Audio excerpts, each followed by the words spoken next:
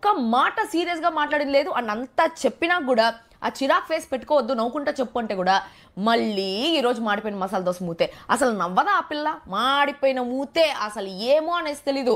ఒక ప్రాపర్ మా అందం గురించి నువ్వు మాట్లాడకమ్మా. ఈ ఓవర్ యాక్టెడ్ వల్లనే జనాలు నిన్ను అసలు బిగ్ బాస్లో తొందరగా ఎలిమినేట్ చేసింది. ఆ రోజు నేను పోను అని ఏడ్చినావు కదా, ఈ ఓవర్ యాక్టెడ్ నచ్చకనే తొందరగా ఎలిమినేట్ చేసింది. సో నవ్వదా ఆ పిల్ల అన్నావు, నువ్వు నవ్వుకుంటున్నావు కదా. ఎన్ని రోజులు నా హౌస్లో నువ్వుకి పడేసిండు బిగ్ బాస్ నుంచి హౌస్కి బయటికి.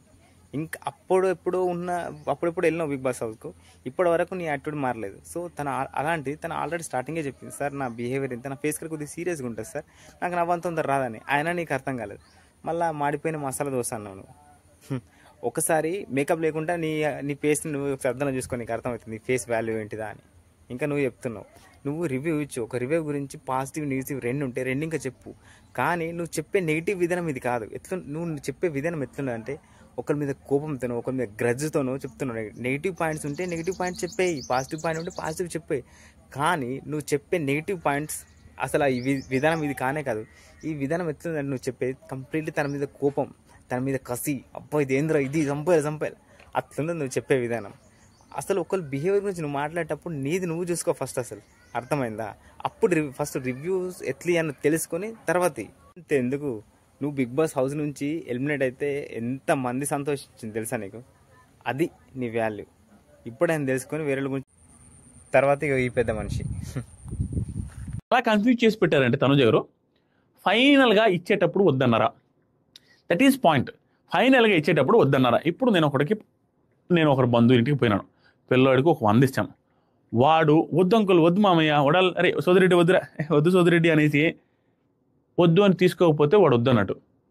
వద్దు అని 5 సార్లు అన్నా, 57 సార్లు అన్నా, 59 సార్లు తీసుకొని పసుకొని పట్టుకొని థమ్స్అప్ దాగి పడుకున్నా వాడు తీసుకున్నట్ట వద్దు అని చెప్పినంత మాత్రం వర్కౌట్ అవ్వదు. గట్టిగా చెప్పాలా, వద్దు అంటే వద్దు. అలా వద్దని చెప్పకుండా ఇప్పుడు తనుజ గారు వద్దన్నారు. అది స్టార్టింగ్లో అన్నారా లేదా ఎండింగ్లో అన్నారా అది సెకండ్ థింగ్. కానీ వద్దు అని తన నోటి నుండి ఒక మాట వచ్చింది. మాట వచ్చినప్పుడు సో తను వద్దు అన్నప్పుడు ఆల్టర్నేట్గా హౌస్లో అంతమంది ఉన్నారు కదా, తను వద్దన్నప్పుడు వేరే ఎవరినైనా చూజ్ చేసుకోవచ్చు కదా. వై తనుజ అని తను నార్మల్గా అన్నా సీరియస్గా అన్నా ఎట్లా అన్నా కానీ తన నోటి నుంచి ఒక మాట వచ్చింది వద్దు అని. హౌస్లో అంతమంది ఉన్నప్పుడు వేరేని చూజ్ చేసుకోవచ్చు కదా. వై తనుజ ఏమన్నా అన్నానికి బదులు ఏమైనా బంగారం అయితే చేయించదు కదా తినడానికి. సో మళ్ళీ మీరు ఒక ఎగ్జాంపుల్ చెప్పింది, మీ చుట్టాలింటికి పోయినప్పుడు ఒక 50 రూపాయలు తనకిస్తే అరే తీసుకో అని సంథింగ్ అన్నారు కదా. సరే అక్కడ ఒక్క అబ్బాయి ఉంటే ఓకే, ఒక 3-4 అబ్బాయిలు ఉన్నారు అనుకుందాం మీ ఇంటికాడ తనుజలాగానే. ఇప్పుడు తనుజ ఒక్కది కాదు కదా, అక్కడ హౌస్ మేట్స్ ఉన్నారు. సేమ్ థింగ్ ఇక్కడ మీ చుట్టాల అబ్బాయి ఇంటికి వెళ్ళినప్పుడు ఒక్కని తీసుకోకుండా ఒక 3-4 అబ్బాయిలు ఉన్నప్పుడు తను ఒక అబ్బాయి తీసుకోలేడు అనుకుందాం. తీసుకున్నప్పుడు పక్క అబ్బాయి కదా తను తీసుకుంటలేడని తన తమ్ముడు అన్నకు తనకి ఇస్తామా, లేకుంటే తననే అరే తీసుకోరా తన జబ్బులో పెడతామా? సేమ్ థింగ్ ఇదే విధంగా తనుజ ఇంట్రెస్ట్ కన్నా ఎట్లన్నా వద్దు అని అన్నప్పుడు ఆల్టర్నేట్గా వేరే వాళ్ళకి ఎవరికి ఇవ్వచ్చు కదా, తనకే ఎందుకు వై తనుజ అని.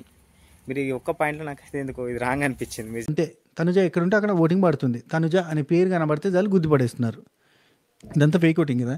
ఇదే ఫేక్ ఓటింగ్ వాళ్ళు హాట్స్టార్లో కూడా చేయగలుగుతారు. దెబ్బకి టాప్ ఓటింగ్లో ఉంటారు అంతే. అర్థమైందా మీకు? ఇదివరకు పోయిన సీజన్ తనుజ ఎక్కడ ఓటింగ్ పడు కదా ఆయన, జనాలు వేస్తున్నారు కాబట్టే పడుతున్నాయి.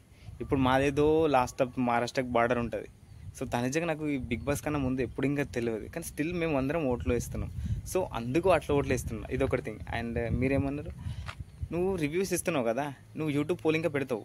దేన్ని మ్యాన్పులేట్ చేసినా యూట్యూబ్ పోల్ని అసలు మ్యాన్పులేట్ చేయవు. ఎందుకంటే ఒక్కొక్కసారి పోల్స్ పెడతారు.